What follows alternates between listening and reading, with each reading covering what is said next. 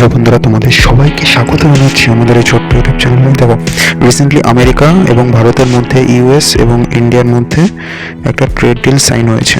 এবার সেই trade deal নিয়ে আজকের এই ভিডিওটা আলোচনা করব। কোন কোন জিনিস ইউএসএ সস্তায় বিক্রি হবে, কোন কোন জিনিস ভারতে সস্তায় বিক্রি হবে। এগ্রিকালচারের দিক থেকে কি ইউএস অ্যাক্সেস পেয়েছে, যেই জন্য ভারত মাথা নত করেনি, সেটা কি এখনও বজিয়ে আছে, কি এখন জানবো আমরা। তাহলে শেষ পর্যন্ত জিতলো কে?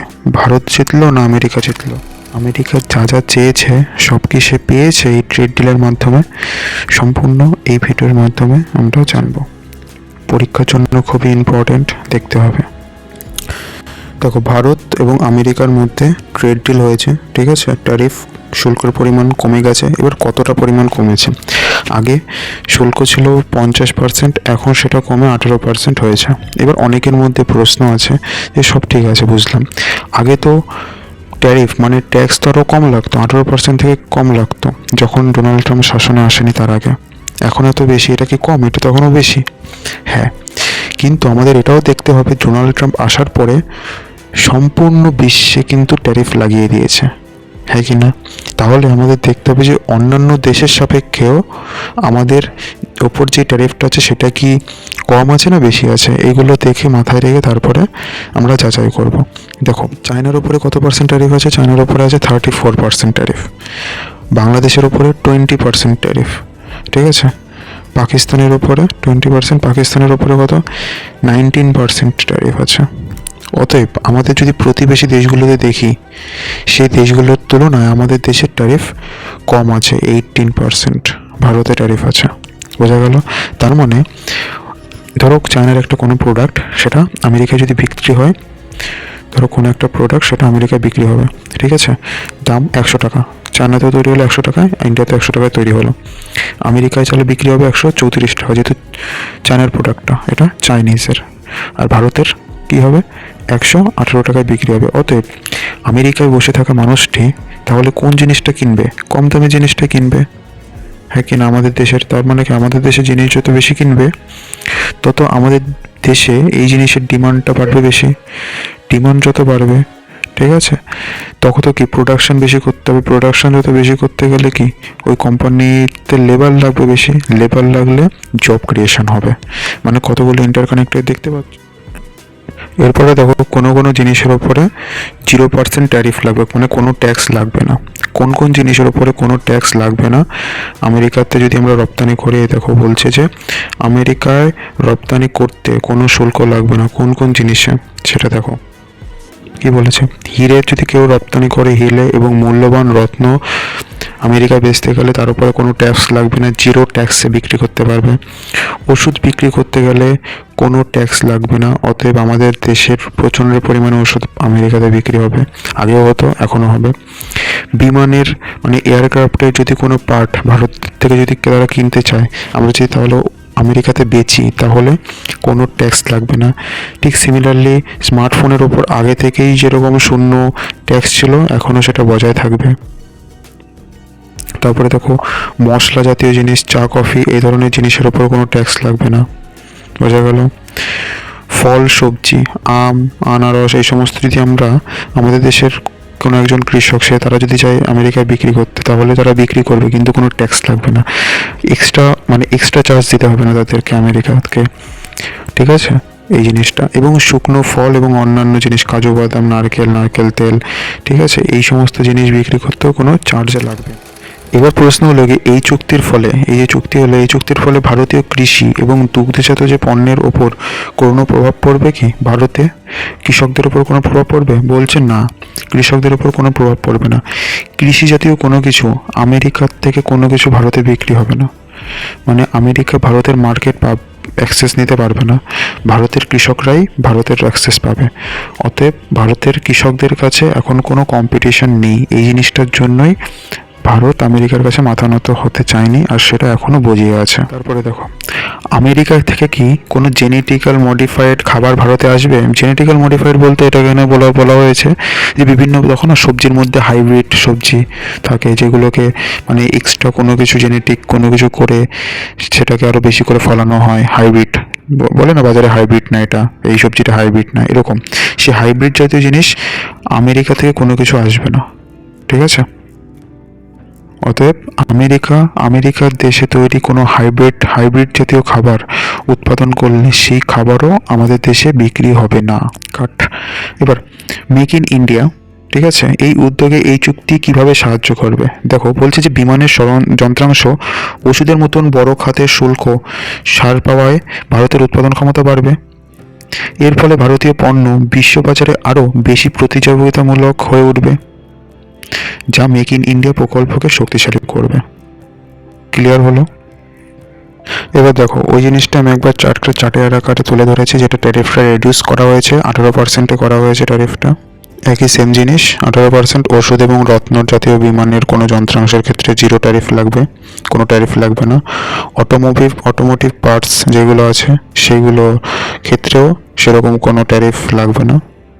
এবার যেটা সব থেকে বড় কথা, যে অনেকে শুনেছো যে 500 বিলিয়ন ইউএস ডলার ভারত, মানে এত বিলিয়ন টাকা ভারত খরচ করে আমেরিকা থেকে জিনিসপত্র কিনবে, এটা অনেকে শুনেছো। এই নিয়ে অনেকে বিভিন্ন বলবে, কই তাহলে তো ইন্ডিয়া মাথা নত শেষ পর্যন্ত করে ফেললো। না, এই 500 বিলিয়ন ওটা কিন্তু ডোনাল্ড ট্রাম্প টুইট করে বলেছে, কিন্তু আমাদের প্রধানমন্ত্রী কখনো টুইট করে এই বিষয়ে আমাদের সরকারের তরফ থেকে বলা হয়নি। ডোনাল্ড ট্রাম্প বলেছে যে ভারত 500 বিলিয়ন ইউএস ডলার খরচ করবে আমেরিকার কোনো জিনিসপত্র কিনতে। বোঝা গেল? এবার এখানে টুইস্ট এটা, ওখানে কিন্তু কোনো টাইম পিরিয়ড বলা হয়নি কত দিনে কিনবে, সেটা নিয়েই তখন যেহেতু টাইম পিরিয়ড বলা নেই, সবাই ভাবছে যে 1 বছরে কিনবে। সেটা সম্ভব নয়। দেখো, বলা হচ্ছে ভারত আগামী 5 বছরে আমেরিকা থেকে 500 বিলিয়ন ডলারের মূল্য জিনিস কিনবে। অ্যাকচুয়ালি এখানে প্রায় 500 বিলিয়ন হবে, মানে 500 বিলিয়ন ডলারের কাছাকাছি প্রায় জিনিস কিনবে, 5 বছরে কিনবে। বুঝতে পারলে তো? মানে হয়তো 500 বিলিয়ন হতে পারে, তার থেকে একটু বেশি হতে পারে, আবার তার থেকে একটু কম হতে পারে, 450 বিলিয়ন ইউএস ডলারও হতে পারে 5 বছরে। 1 বছরে না কিন্তু। 1 বছরে এখন আমেরিকার সাথে ভারতের ট্রেড করে, জানো? 1 বছরে এখন আমেরিকার সাথে ভারতের ট্রেড সেটা হলো গিয়ে 130 বিলিয়ন ইউএস ডলার, ঠিক আছে? মানে টোটাল এর মধ্যে আমেরিকা ভারতকে দেয় কত? 90 বিলিয়ন ইউএস ডলার, আর ভারত দেয় কত? 40 বিলিয়ন ইউএস ডলার। মানে 40 বিলিয়ন ইউএস ডলার ভারত খরচ করে আমেরিকার কাছ থেকে জিনিস কেনে, কিন্তু আমেরিকা তার পকেট থেকে খরচ করে 90 বিলিয়ন ইউএস ডলার। বোঝা গেল? তার মানে আমরা কিন্তু প্রফিটটা কারা করছে? অ্যাকচুয়ালি আমরা প্রফিট করছি কত? 50 বিলিয়ন ইউএস ডলারের প্রফিট করছে। বোঝা গেল? এছাড়াও কি কোন দিক দিয়ে আরও ইনভেস্ট করবে? টেকনোলজির দিক থেকে ইনভেস্টমেন্ট করা হবে, ঠিক আছে, ভারতে আমেরিকার তরফ থেকে টেকনোলজির দিক থেকে। আর ভারতও সহযোগিতা করবে আমেরিকাকে যেরকম পারে টেকনোলজির দিক থেকে, যদি ভারত চায় সেখানে ইনভেস্ট করতে, যদি সেরকম সক্ষম হয়ে ওঠে আগত কয়েক বছরে, তাহলে সেটাও অ্যাক্সেস পাবে। বোঝা গেল? আচ্ছা, আরেকটা কথা, মানে কৃষিক্ষেত্রে কিছু কৃষিজ জিনিস, ফলের ক্ষেত্রে ভারত অ্যাক্সেস দিয়েছে আমেরিকাকে বিক্রি করার জন্য। এই দেখো, আমেরিকা সম্পূর্ণভাবে চেয়েছে যে ভারতের কৃষিক্ষেত্রে, এগ্রিকালচারের দিক থেকে অ্যাক্সেস নেওয়ার জন্য, কিন্তু ভারত সেটা দেয়নি। কিন্তু হ্যাঁ, এবার যেহেতু ট্রেড ডিল হবে, ফ্রিতে মোটামুটি কিছু জিনিস ফ্রিতেই বিক্রি করা যাবে, তাহলে সেই দিক থেকে আমেরিকাকেও তো মানানোর জন্য আমেরিকার 2-3টে কথা তো শুনতে হবে। সেই জন্য যেগুলো না দিলে নয়, দিলে সেরকম অত একটা এফেক্ট পড়বে না, পড়বে কিন্তু সেরকম এফেক্ট পড়বে না। সেই জিনিসগুলো, মেন যে জিনিসগুলো, সেইগুলোকে অ্যাক্সেস দেয়নি, কিন্তু কিছু জিনিস আছে সেগুলোর অ্যাক্সেস আমেরিকাকে দেওয়া হয়েছে ভারতের তরফ থেকে। কিছু ফলের জিনিস আছে, আর বেশি থেকে বেশি নেই। আমেরিকা বলছে যে কিছু জিনিসের উপর যা শুল্ক আছে আরও আস্তে আস্তে যাতে কমানো যায়, সেটার জন্য রিকোয়েস্ট আমেরিকা ভারতকে করেছে যে একটু যদি পারো তাহলে একটু কমিয়ে দিও আর কি, এরকম যতটুকু পারো কমানো যায়, ঠিক আছে, এরকম। ভারত বলছে ঠিক আছে, দেখবো কী হয় না হয় সেটা দেখবো। 8 নম্বর পয়েন্টটা মার্ক করার জন্য, যে সেন্সিটিভ সেক্টরকে প্রোটেক্ট করছে ভারত, ঠিক আছে, প্রোটেকশন দিচ্ছে। কীরকম? ভারতের ভুট্টা, গম, ধান, দুগ্ধ জাতীয় যে সমস্ত খাবারগুলো আছে না, সেই খাবারগুলো, যেমন তামাক, মাংসর মতন এই সমস্ত কৃষি সহ এই সমস্ত খাবার, এই সমস্ত পণ্য যেগুলো ভারতে প্রচুর পরিমাণে মানে উৎপাদন হয়, এবং এইগুলোর ওপরই আমাদের কৃষক নির্ভরশীল আছে, ঠিক আছে, ধান, গম, এগুলো সবজি, এগুলোর ওপরে এইগুলোর অ্যাক্সেস কিন্তু আমেরিকার কোনো জিনিস ভারতে বিক্রি হবে না। ভারত এইগুলোর অ্যাক্সেস আমেরিকাকে দেয়নি, পারমিশন দেয়নি ভারতে বিক্রি করার জন্য। বোঝা গেল?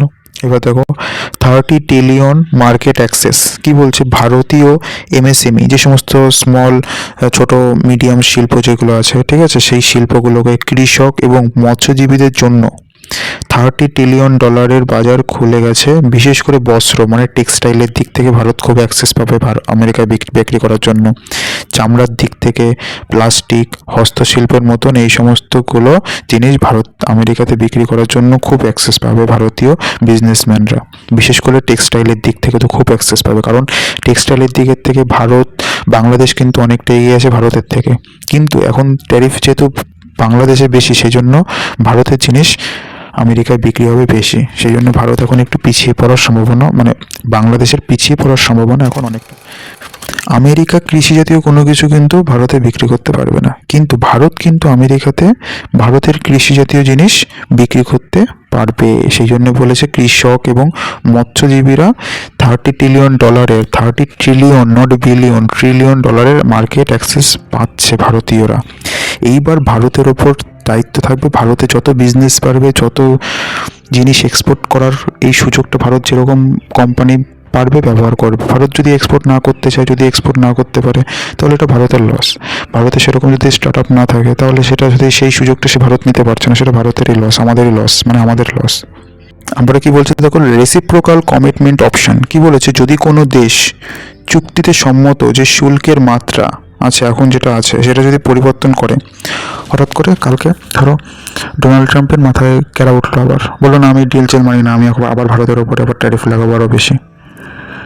তখন ভারতও বলবে তুমি যখন চেঞ্জ করছো তুমি মানছো না, আমি মানবো কেন, তোমাদের কথা মতন নাকি, আমাদেরও মর্জি আছে, অত কারো কথায় ধার ধারি না আমরা।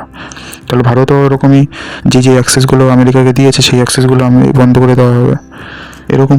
সেই জন্য বলা হচ্ছে যে যদি কোনো দেশ শুল্কের মাত্রার পরিবর্তন করে তাহলে অন্য দেশের কাছেও সেই অনুযায়ী ব্যবস্থা নেওয়ার বিকল্প থাকবে। বোঝা গেল? এইবার আমি বলছি যে কোন কোন সেক্টর সব থেকে লাভবান হবে, যেটা আমি আগেও বলে আছি, আমি একবার জাস্ট একবার রিডিং দিয়ে দিচ্ছি। দেখো রিডিং মানে কি একবার বলে দিচ্ছি। দেখো টেক্সটাইলের মার্কেট পাচ্ছে, টেক্সটাইলের অ্যাক্সেস পাচ্ছে খুব $30 ট্রিলিয়ন অ্যাক্সেস, যদি ভারতীয় সরকার টেক্সটাইল সব পোশাক যে সমস্ত আছে বস্ত্র সেগুলো, রত্ন অলংকার এগুলো যদি বিক্রি করতে হয় জিরো, কোনো ট্যারিফই লাগছে না, একদম জিরো, ঠিক আছে। ওষুধ যদি বিক্রি করতে হয়, ওষুধ যখন ভারত থেকে আমেরিকায় বিক্রি হবে তখন সেগুলো ড্রাগ ওষুধের ওপর কোনো ট্যারিফই লাগছে না, জিরো, মানে একই পরিমাণ খুব ফ্রিতে সে ট্রেড করতে পারবে। চামড়া জাতীয় যে সমস্ত পাদুকা আছে, চামড়ার জিনিসপত্র, সেইগুলো খুব এমএসএমই বা বাড়িতে বসে ঘরে কুটির শিল্প, সেগুলো যদি কেউ বাইরে বিক্রি করতে পারে, সেরকম সেই সুযোগটা সে পেয়ে যায়, তাহলে সেইগুলো বিক্রি করতে পারলে সেগুলো রপ্তানিতেও কোনো সেরকম বড় ট্যাক্স নিচ্ছে না আমেরিকা। অতএব আমেরিকাতে সেইগুলোর দাম কমলে তাহলে আমাদের জিনিসগুলো তাহলে আমেরিকায় বিক্রি হবে বেশি, তাহলে বিক্রি হলে আমাদের দেশের থেকে চাহিদা আসবে বেশি। তারপরে দেখো টেকনোলজির দিক থেকে উভয় দেশ একে অপরকে হেল্প করবে, বিশেষ করে আমেরিকায় হেল্প করবে, কারণ আমেরিকাতে বেশি টেকনোলজি আছে, আর আমরাও যতটুকু পারবো তাকে টেকনোলজির দিক থেকে ইলেকট্রনিক্স জিনিসগুলোকে আমরা আমাদের যে সমস্ত যে ইলেকট্রনিক্স প্রোডাক্ট, আমাদের ছোটো ছোটো পার্টগুলো ইলেকট্রনিক্সের পার্ট আমাদের দেশে তৈরি হবে, সেগুলো আমরা সব খুব কম দামে আমেরিকায় বিক্রি করতে পারবো। বিমানের যন্ত্রাংশ, এয়ারক্রাফট যেগুলো আছে, এয়ারক্রাফটের পার্ট, এয়ারক্রাফট আমাদের দেশে তৈরি হয় না ওরকম ছোটো, মানে বড় বড় যে বোয়িং যে সমস্ত বিমান, এগুলো তো বাইরের, আমাদের ছোটো ছোটো বিমানের যে পার্টগুলো সেগুলো আমরা বিক্রি করতে পারবো, ছোটো ছোটো পার্ট তো তৈরি হয় ভারতে সেগুলো। এবার হস্তশিল্প যেগুলো আছে সেগুলোর অ্যাক্সেস পাচ্ছে, রাসায়নিক শিল্প, অর্গানিক কেমিক্যালস এগুলোর ওপরও অ্যাক্সেস আমরা পাচ্ছি। অর্থাৎ দেখো এখানে লেখা আছে কম শুল্কে আমরা পণ্য পাঠাতে পারবো। বুঝতে পারলে তো? বোঝা গেল? এটা হলো গিয়ে মেন বিষয়, মোদ্দা কথা এটুকু। হ্যাঁ, কিছু কিছু দিক থেকে ভারত অ্যাক্সেস দিয়েছে, এবার আমাদের ওপর থাকবে, আমাদেরও সহযোগিতা থাকতে হবে এখানে, কারণ আমাদের সহযোগিতা না থাকলে হবে কি করে? আমাদের দেশের মানুষই যদি এই দিকে তার বড় বড় স্টার্ট আপ টেকনোলজির দিক থেকে স্টার্ট আপ যদি আমরা না খুলি, তাহলে আমাদের দেশ সেরকম বাইরেতে এক্সপোর্ট করার জন্য ক্যাপেবল হবে কি করে?